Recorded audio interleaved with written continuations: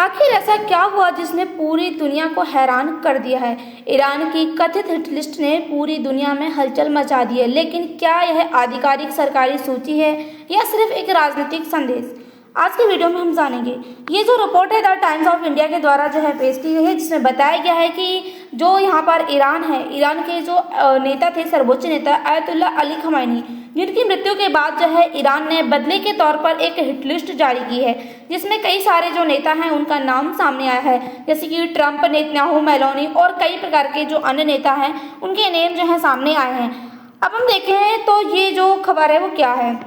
हाल ही में ईरान समर्थित मीडिया ने एक कथित हिट लिस्ट सामने आई है, यानी कि जो ईरान समर्थित मीडिया है उसके द्वारा एक हिट लिस्ट पेश की गई है, जिसमें अमेरिका, इजराइल और यूरोप के कई सारे जो बड़े बड़े नेता हैं उनके नाम जो हैं शामिल किए गए हैं। अब इस रिपोर्ट के द्वारा दावा किया जा रहा है कि यह सूची जो ईरान के सर्वोच्च नेता आयतुल्ला अली खमैनी हैं उनकी मृत्यु के बाद जो है बदले की भावना के रूप में सामने आई है। यानी कि ये जो रिपोर्ट है वो ईरान के जो यहाँ पर सरकारी यानी कि जो समर्थित मीडिया है इसके द्वारा पेश की गई है। तो यहाँ पर ये बताया जा रहा है कि ईरान के जो लोग हैं उनके अंदर बदले की भावना है, वो यहाँ पर अपने जो सर्वोच्च नेता हैं आयतुल्ला अली खमैनी उनकी मृत्यु का बदला लेने के लिए जो ये यहाँ पर लिस्ट है वो पेश की गई है। हालांकि इसे किसी भी तरीके से आधिकारिक सैन्य आदेश के रूप में स्वतंत्र रूप से सत्यापित नहीं किया गया है, यानी कि अभी तक ये साबित नहीं हुआ है कि ये जो रिपोर्ट है वो यहाँ पर ईरान की सरकारी मीडिया के द्वारा पेश की गई है। अब हम देखते हैं हिट लिस्ट क्या होती है। हिट लिस्ट का अर्थ है ऐसी सूची जिसमें उन लोगों के नाम शामिल हो जिन्हें कोई भी संगठन या फिर कोई भी समूह जो है अपना शत्रु मानता हो, यानी कि एक तरीके से अपना दुश्मन मानता हो, अपने लिए खतरा मानता हो, उन लोगों का नाम जो है उस हिट लिस्ट में शामिल किया जाता है। अब हम देखें इसके बारे में कुछ इंपॉर्टेंट पॉइंट्स हैं, यानी कि क्या ध्यान रखने वाली बात है, हिट लिस्ट क्या होती है इसमें। अगर हम देखें तो हर हिट लिस्ट का मतलब केवल ये नहीं होता है कि वास्तविक रूप से हमला करना, यानी कि कोई भी हिट लिस्ट अगर जारी होती है तो उसका केवल यही मतलब नहीं हो सकता है कि वहाँ पर हमला किया जा रहा हो। कई बार इसका उद्देश्य जो है चेतावनी देने के लिए भी हो सकता है, यानी कि अब यहाँ पर जो ईरान समर्थित मीडिया के द्वारा ये बात पेश की जा रही है कि यहाँ पर ये जो है बदले के रूप में हिट लिस्ट जारी की गई है, तो यहाँ पर ये भी हो सकता है कि ये चेतावनी के लिए जो है पेश की गई हो। कभी कभी यह जो किसी प्रकार की जो मनोवैज्ञानिक दबाव है उसका भी हिस्सा माना जाता है, यानी कि कभी कभी जो हिट लिस्ट है उसको एक तरीके से साइकोलॉजिकल वॉरफेयर का हिस्सा भी माना जा सकता है। अब इसीलिए किसी भी सूची को सीधे तौर पर जो है कार्रवाई के रूप में मान लेना ही सही नहीं होगा, यानी कि हम देखें तो ये जो है यहाँ पर रिपोर्ट पेश की गई है, तो अब यहाँ पर ये रिपोर्ट कितनी सही है कितनी सही नहीं है ये अभी यहाँ पर ईरान की जो सरकारी मीडिया है इसके द्वारा पेश की नहीं की गई है। तो एक तरीके से इसको जो है वास्तविक जो कार्रवाई है उसको मानना जो है सही नहीं होगा। अब हम इस घटना की पृष्ठभूमि देखें तो जो कई वर्षों जो है ईरान और इजराइल के बीच में तनाव बना हुआ है, लेकिन अगर हम देखें तो अमेरिका भी जो है लंबे समय से ईरान पर जो है प्रतिबंध लगाता है। जैसे कि अगर हम देखें तो यहाँ पर अमेरिका के द्वारा जो है परमाणु हथियार को लेकर ईरान पर प्रतिबंध लगाए जाते हैं। उसके साथ ही हम देखें तो ईरान का जो नियंत्रण हॉर्मुज वाले क्षेत्र पर है उसको लेकर भी ईरान के जो है यानी कि जो अमेरिका है उसके एक तरीके से जो है विरोध में तर्क आते रहते हैं।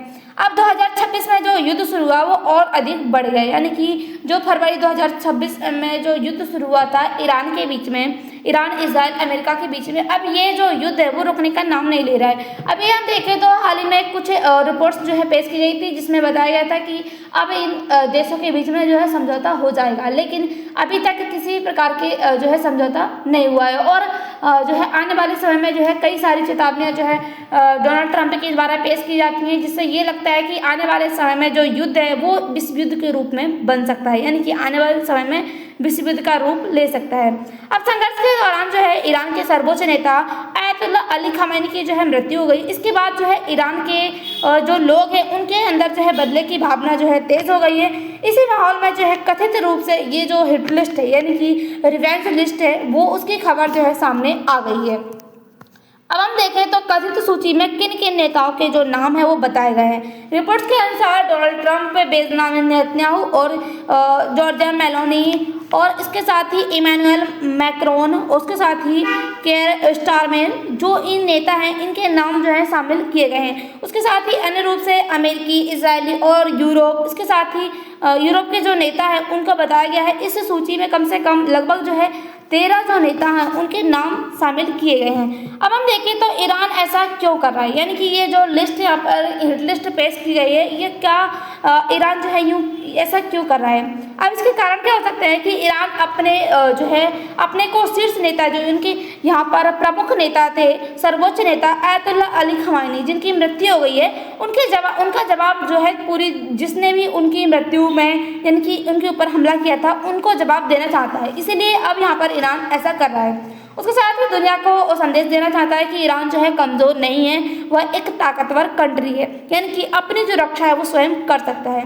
देश के लोगों को सरकार के पीछे एकजुट करना है, यानी कि जो ईरान के लोग हैं उनके लोगों को जो है एक तरीके से जो है वहाँ की सरकार है उसके रूप में जो है एकजुट करना, ताकि उनके जो नेता थे उसके तौर पर जो है वहाँ के जो जितने भी वहाँ की आम जनता है वो उनके पीछे जो है एकजुट हो जाएगी। उसके साथ ही अमेरिका और इजराइल पर मनोवैज्ञानिक दबाव बनाना, ताकि जो है आने वाले समय में जो है ये जो युद्ध है वो और जो है आगे ना बढ़ सके।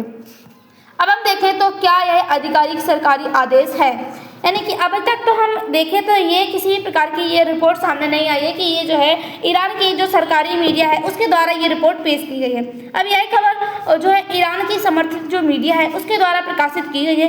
अब हम देखें तो ईरानी सरकार ने इसे औपचारिक सैन्य आदेश के रूप में जो है सार्वजनिक नहीं किया है, यानी कि किसी भी तरीके से जो यहाँ पर ईरान के द्वारा जो औपचारिक रूप से सैन्य आदेश पेश किया जाता है वो यहाँ पर अभी तक पेश नहीं किया गया है। इसीलिए इसे सावधानी से देखना चाहिए। विशेष इनकी जो विशेषज्ञ हैं वो इसे प्रचार या राजनीतिक संदेश या फिर जो मनोवैज्ञानिक युद्ध है उसका हिस्सा मान रहे हैं, यानी कि जो विशेषज्ञ हैं वो इस तरीके के जो यहाँ पर उनके तर्क है वो रह रहे हैं। यदि वास्तव में हमला होता है तो क्या होगा, यानी कि अगर ये जो हिट लिस्ट है जो यहाँ पर पेश की गई है अगर इसके तहत जो है हमला होता है तो क्या होगा कि आने वाले समय में क्या हो सकता है।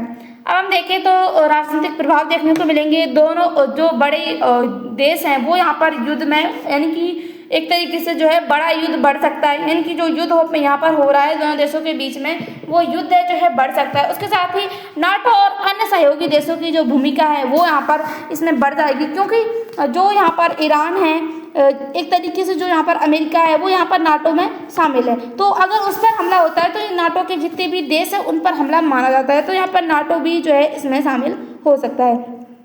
इसके साथ ही अगर हम देखें तो सैन्य प्रभाव क्या होगा, मिसाइल और ड्रोन हमले, उसके साथ ही साइबर युद्ध, गोप्य ऑपरेशन ये जो है यहाँ पर शुरू हो सकते हैं। उसके साथ ही अगर हम देखें तो आर्थिक प्रभाव, तेल की कीमतें जो है बढ़ सकती है, वैश्विक शेयर बाजार जो है प्रभावित हो सकता है। उसके साथ ही महंगाई जो है वो बहुत ज़्यादा बढ़ने को देखने को मिल सकती है।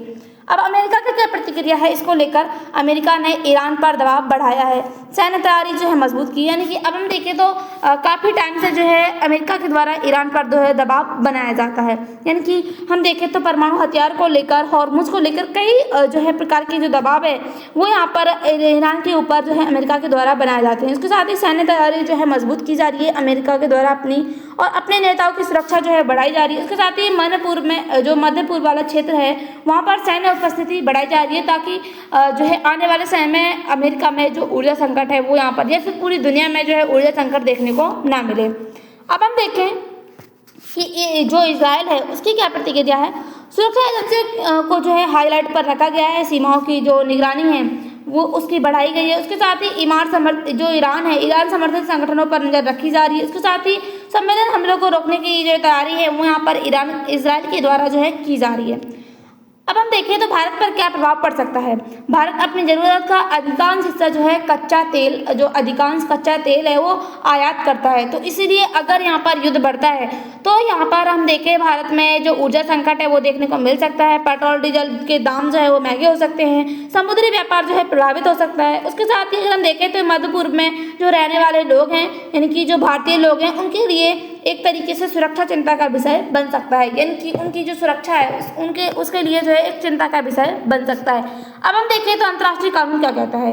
किसी भी विदेशी नेता की हत्या अंतर्राष्ट्रीय कानून का गंभीर उल्लंघन होगी, यानी कि किसी भी यहाँ पर देश के सर्वोच्च नेता जो है उनकी मृत्यु होती है या फिर विदेशी नेता की मृत्यु होती है तो यह एक अंतर्राष्ट्रीय कानून का उल्लंघन माना जाएगा। उसके साथ ही अगर हम देखें तो संयुक्त राष्ट्र जो है देशों को बल प्रयोग से बचने की सलाह देता है। यदि हमला होता है तो क्या होगा, अंतर्राष्ट्रीय प्रतिबंध और सैन्य कार्रवाई हो सकती है। अब हम देखें तो यहाँ पर क्या यह मनोवैज्ञानिक युद्ध हो सकता है। विशेषज्ञों के अनुसार ये कहा जा रहा है कि यह जो है मनोवैज्ञानिक युद्ध होगा। उद्देश्य क्या हो सकता है दुश्मन से, यानी कि अगर हम देखें तो उद्देश्य क्या हो सकता है, दुश्मन में डर फैलाना, यानी कि दुश्मन के जो देश है उसमें डर फैलाना, अपने जो समर्थक हैं उनको मनोबल को बढ़ाना, उसके साथ ही मीडिया का ध्यान जो है आकर्षित करना और राजनीतिक संदेश जो है वो यहाँ पर दुश्मन देश को देना। अब दुनिया के सामने सबसे बड़ी चुनौतियाँ क्या हो सकती हैं? क्षेत्रीय और सुरक्षा का जो यहाँ पर क्षेत्रीय युद्ध का खतरा है वो यहाँ पर देखने को मिल सकता है। उसके साथ ही पूरे विश्व में ऊर्जा संकट का जो यहाँ पर देखने को मिल सकता है। जैसे कि अगर हम देखें तो अभी जो युद्ध है वो काफ़ी ज़्यादा तेज़ हुआ था, तो पूरे दुनिया भर में जो है ऊर्जा संकट देखने को मिला था। उसके साथ ही अगर हम देखें तो साइबर हमलों में वृद्धि हो सकती है, आतंकवाद का खतरा देखने को मिल सकता है और जो परमाणु तनाव है उसके बढ़ने की जो आशंका है वो भी यहाँ पर देखने को मिल सकती है। उसके साथ ही अगर हम देखें तो वैश्विक अर्थव्यवस्था पर भी इसका जो प्रभाव है वो यहाँ पर देखने को मिलेगा। अब हम देखें तो भारत को इसको लेकर क्या करना चाहिए। संतुलित विदेश नीति जो है जारी रखना चाहिए, सभी पक्षों से संवाद बनाए रखना चाहिए, ऊर्जा स्रोतों में विविधता लानी चाहिए, उसके साथ ही सामरिक तेल भंडार जो है मजबूत करने चाहिए, भारतीय नागरिकों की सुरक्षा जो है सुनिश्चित करना ही चाहिए। ये जो है भारत को यहाँ पर करना चाहिए। अब हम देखें यहाँ पर जो है यूपीएससी के लिए क्या क्या पॉइंट्स इसमें इंपॉर्टेंट हैं। सबसे पहले अगर हम देखें तो प्रीलिम्स में हॉर्मुज जलडमरू वाला क्षेत्र ये जो है इंपॉर्टेंट है, ईरान के सर्वोच्च नेता, पश्चिमी एशिया का जो भूगोल है ये, और उसके साथ ही ओपीईसी और जो ऊर्जा सुरक्षा है ये पॉइंट्स जो है इंपॉर्टेंट है, इनको आप देख लेना। उसके साथ ही अगर हम देखें तो जीएस पेपर 2 में भारत की विदेश नीति, पश्चिम एशिया की राजनीति और भारत अमेरिका ईरान संबंध, ये पॉइंट्स जो है काफ़ी ज़्यादा इंपॉर्टेंट है। अगर हम जीएस पेपर 3 की बात करें तो ऊर्जा सुरक्षा, आंतरिक और बाहरी सुरक्षा, उसके साथ ही साइबर सुरक्षा और वैश्विक आर्थिक प्रभाव, ये पॉइंट्स आप देख लेना। उसके साथ ही अगर हम बात करें तो निष्कर्ष क्या है, यह खबर केवल एक कथित हिट लिस्ट नहीं बल्कि भू राजनीतिक और ऊर्जा सुरक्षा और सूचना युद्ध, वैश्विक कूटनीति और उसके साथ ही अगर हम देखें तो अंतर्राष्ट्रीय कानून से भी जुड़ा विषय है। अभी तक देखें तो उपलब्ध जानकारी के अनुसार इस सूची को किसी स्रोत यानी कि स्वतंत्र स्रोत ने आधिकारिक सैन्य लक्ष्य के रूप में जो है शामिल प्रमाणित नहीं किया गया है, यानी कि सूची को एक तरीके से प्रमाणित नहीं किया गया है, इसलिए इसे तथ्यों और सावधानी के साथ जो है समझना आवश्यक है। यानी कि अभी हम देखें तो ये जो लिस्ट है वो यहाँ पर ईरान की जो आधिकारिक मीडिया है उसके द्वारा पेश नहीं की गई है, लेकिन यहाँ पर ईरान की जो समर्थित मीडिया है उसके द्वारा पेश की गई है। तो इस पर यानी कि इसको एक तरीके से सही मानना, एक तरीके से यानी कि वास्तविक कार्रवाई मानना, ईरान की वास्तविक कार्रवाई मानना सही नहीं होगा। तो आपको क्या लगता है कि क्या यहाँ पर सच में ईरान के द्वारा ये जो लिस्ट है वो पेश की गई है या नहीं? आपकी जो भी राय है कमेंट बॉक्स में जरूर बताइएगा। और इसके साथ ही अगर आप इसकी पीडीएफ चाहिए तो इसकी जो लिंक है, टेलीग्राम की लिंक है जो डिस्क्रिप्शन बॉक्स में दी गई है, उसको ज्वाइन कीजिए और इससे जुड़ी जो भी चैनल से जुड़ी अपडेट चाहिए वो आपको उस टेलीग्राम चैनल पर मिल जाएगी। मिलते हैं अगली वीडियो के साथ, तब तक के लिए बाय, थैंक्स फॉर वॉचिंग।